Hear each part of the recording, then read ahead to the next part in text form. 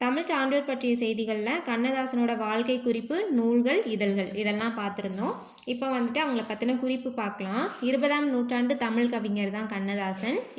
இவங்க வந்துட்டு திரைப்படத்துறையில் ஏறத்தாழ 35 ஆண்டுகள் பாடல்கள் எழுதியிருப்பாங்க. 1949 இவங்க கலங்காதிரு மனமே அப்படிங்கிற பாடலை எழுதி திரைப்பட பாடலாசிரியராக இருப்பாங்க. இவங்க கடைசியாக எழுதின பாடல் கண்ணே கலைமானே. இதை பாடினவங்க வந்து ஏசுதாஸ். ஓகேங்களா. அதுக்கப்புறம் தன் திரைப்பட பாடல்கள் வழியாக எளிய முறையில் மெய்யியலை மக்களிடையே கொண்டு சேர்த்தவர். கம்பரோட செய்யுள்களிலும் பாரதியாரோட பாடல்களிலும் மிகுந்த ஈடுபாடு கொண்டவர் கண்ணதாசன். கண்ணதாசனோட மானசீக குரு யாருன்னு பார்த்தோம்னா பாரதி. ஓகேங்களா. இவங்களோட புகழை நிலைநிறுத்தும் நூல் எதுன்னு பார்த்தோம்னா இயேசு காவியம். இங்கே நமக்கு பாடமாக கொடுத்துருக்கிறது கூட இயேசு காவியத்தில் இருக்க பாடல் தான் மலைப்பொழிவு அப்படிங்கிற பகுதியிலேருந்து கொடுத்துருப்பாங்க. இது வந்து 7th புக்கில் இருக்குது. ஓகேங்களா. நெக்ஸ்ட்டு இவங்களோட சிறப்பு பார்த்தோம்னா தமிழக அரசோட ஆஸ்தான கவிஞராக இருந்திருப்பாங்க. ஓகேங்களா. அரசவை கவிஞர் 1978 எம்ஜிஆர் ஆட்சியில் இருக்கும்போது.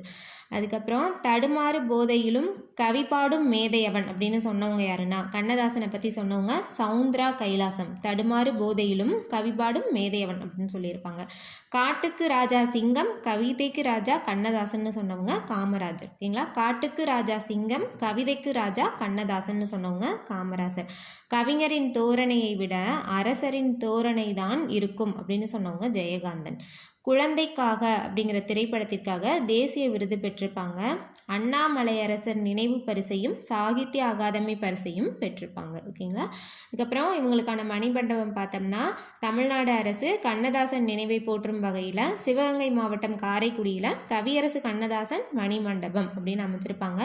1981 அப்போதைய முதல்வர் எம்ஜிஆர் அவர்களால் அறிவிக்கப்பட்டிருக்கும். 1990 முதல்வர் கலைஞர் கருணாநிதி அவர்களால் அடிக்கல் நாட்டப்பட்டிருக்கும். 1992 முதல்வர் செல்வி ஜெயலலிதா அவர்களால் திறந்து வைக்கப்பட்டிருக்கும். ஓகேங்களா.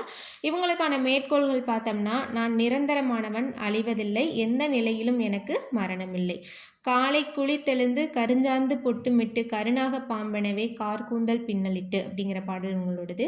போற்றுபவர் போற்றட்டும், புழுதிவாரி தூற்றுபவர் தூற்றட்டும், தொடர்ந்து செல்வேன் அப்படின்னு சொன்னவங்க கண்ணதாசன். வீடு வரை உறவு, வீதி வரை மனைவி, காடு வரை பிள்ளை, கடைசி வரை யாரோ, இதுவும் கண்ணதாசனோடது. ஓகேங்களா. அதுக்கப்புறம் இதில் பாருங்கள், நதி வெள்ளம் காய்ந்து விட்டால் நதி செய்த குற்றமில்லை, விதி செய்த குற்றமின்றி வேறு யாரம்மா. இந்த பாடல் வந்து கண்ணதாசனோடது. இதே நதியின் பிழையன்று புனலின்மை அன்றே அப்படிங்கிற பாடல் வந்து கம்பரோடது. ஓகேங்களா.